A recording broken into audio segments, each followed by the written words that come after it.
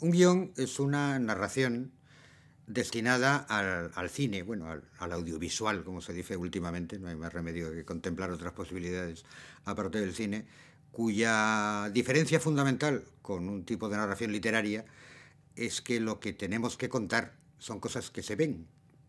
Es una diferencia que parece obvia y que parece poco importante, pero realmente es fundamental. Es absolutamente fundamental porque cualquier narración de otro orden literaria contempla monólogos interiores, pensamientos y no retrata la acción, que es de lo que se trata en un guión cinematográfico. Contar aquello que se ve, contar acciones. Y si tienes que contar pensamientos o cosas que no son exactamente acciones, tendrás que buscarte la forma de convertirlo en acciones y cosas que el espectador pueda ver.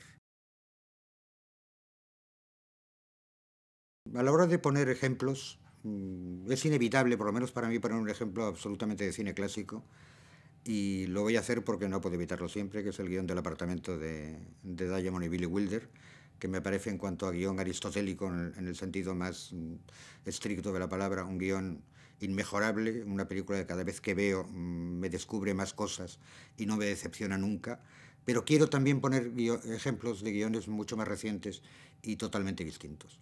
A mí me parece que un guión de las últimas películas estrenadas en Europa, en el mundo, en este momento, un guión absolutamente admirable, o lo que se adivina viendo la película que pudo ser el guión, porque eso nunca se sabe, es el guión de L'amour de Haneke, aunque solo sea por ser capaz de construir una historia positiva y emocionante a partir de un momento de deterioro que es justamente donde las historias de amor se acaban y no nos cuentan lo que pasa después.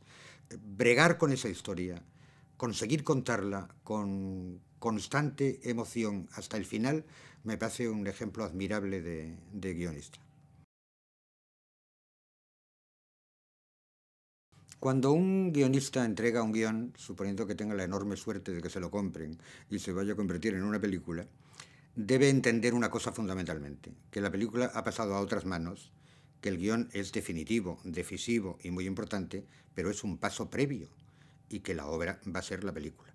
O sea, quien tiene que tomar todas las decisiones a partir de entonces es el equipo de rodaje capitaneado por el director. Lo cual no quiere decir que si el equipo de rodaje o el director quieren colaborar de alguna manera con el guionista y el guionista puede hacerlo, pues está muy bien que lo haga. Yo recomiendo personalmente que se olvide, porque las posibles decepciones y desazones que le puede producir a un guionista lo que se hace, para bien o para mal, no quiere decir que tenga siempre razón el guionista, pero las desazones son iguales, aunque no se tengan razón. O sea, yo creo que el guionista debe olvidarse y ponerse a escribir otro guión si puede. Hombre, el trabajo del guionista está relativamente valorado. Se sigue pagando mucho menos de lo que debería pagarse. Se sigue manejando, cortando y cambiando, a veces no por buenos motivos. Es el trabajo sobre el que opina todo el mundo. Y exactamente igual que yo creo que no es fácil que exista una buena película sin un buen guión. Parece que una vez que se ha entregado el guión, todo el mundo piensa que el guión era absolutamente prescindible. Con lo cual yo creo que no es el... Hay un chiste muy viejo y muy famoso de lo que pinta un guionista en la industria del cine, cuando se decía, era una actriz tan tonta, tan tonta, tan tonta, que para progresar se lió con el guionista.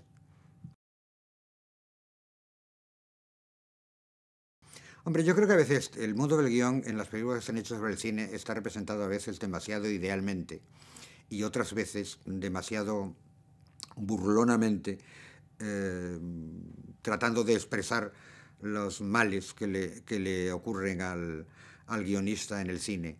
Yo lo que creo con respecto a contar historias de guionistas en el cine es que es muy peligroso hacer cine, incluso literatura, sobre el propio cine. Hay ejemplos magníficos, o sea, por supuesto, no lo dudo, pero creo que ese mirarse el ombligo de contar las mismas cosas que uno está haciendo, en eso puede perjudicar a la pureza de un producto.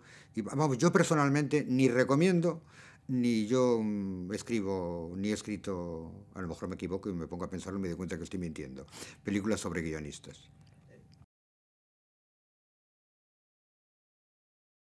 Es evidente que hay casos perdón, de guionista, autor, al margen de quien dirija esas películas, y tenemos un ejemplo reciente en el cine español absolutamente claro y a mi entender deslumbrante, que es Rafael Azcona. O sea, un guión de Azcona, sobre todo de los buenos, de cuando eran absolutamente solo guiones de encargo, en que era perfectamente reconocible una película de Azcona, la dirigiera Marco Ferreiro, la dirigiera Berlanga, o sea, o la dirigiera Fernando Trueba.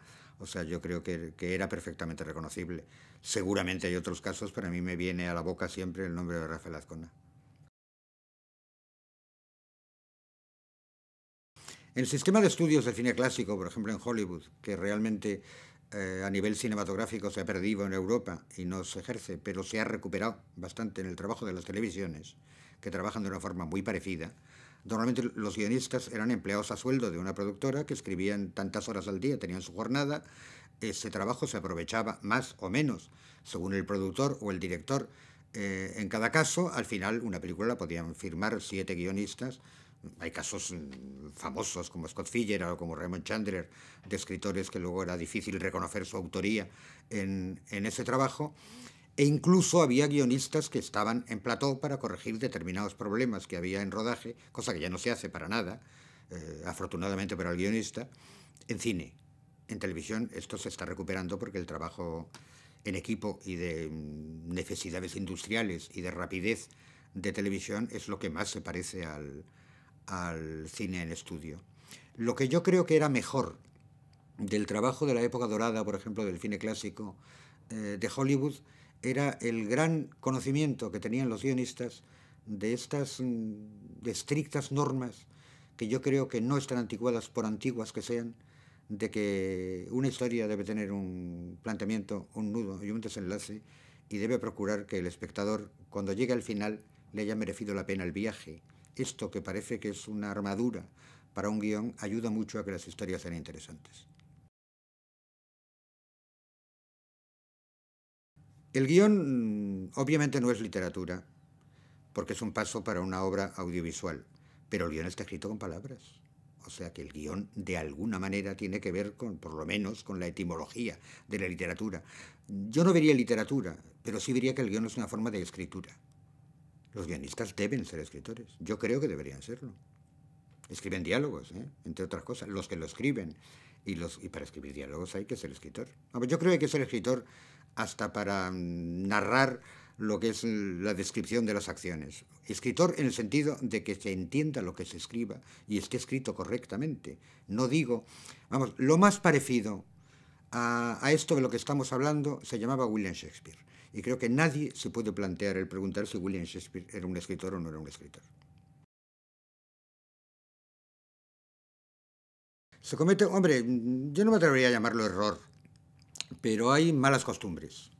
Hay malas costumbres, por ejemplo, que es introducir comentarios y terminología técnica en la redacción del guión, que es una cosa que quien lo hace lo ha heredado, como casi todo, de los yanquis.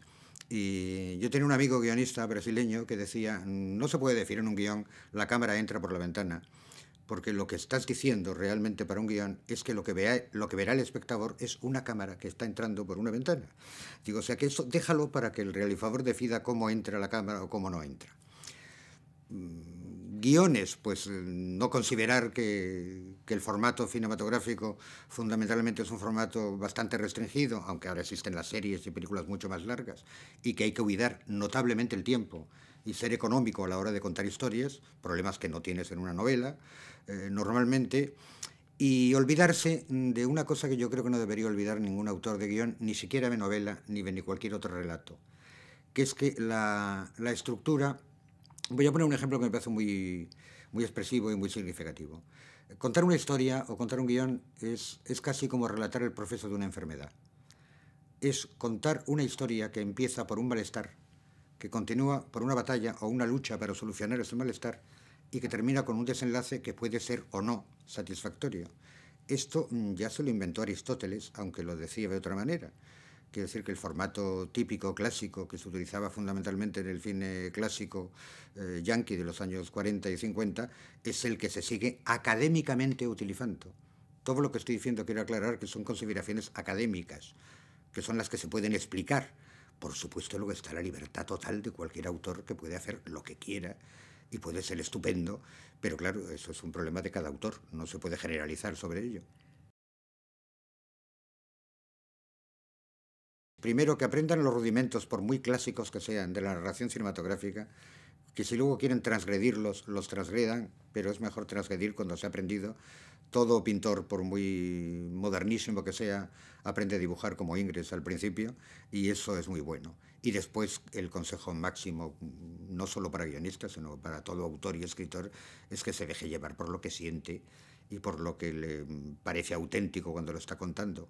Hasta ahí la parte ideal de los consejos. La parte práctica y menos ideal de los consejos es que el guionista, considerado como profesional y hablando de su trabajo como un oficio, si quiere vivir de esto, debe aprender a plegarse a todo tipo de historias y encargos, vayan o no vayan, con su espíritu más estricto y exigente. Y que también, igual que está muy bien ser autor, también está muy bien saber hacer una silla como saben hacerlo los carpinteros. Y hacer un guión es una cosa que a nivel de estructura se aprende. We find it overwhelming. Since it's so familiar with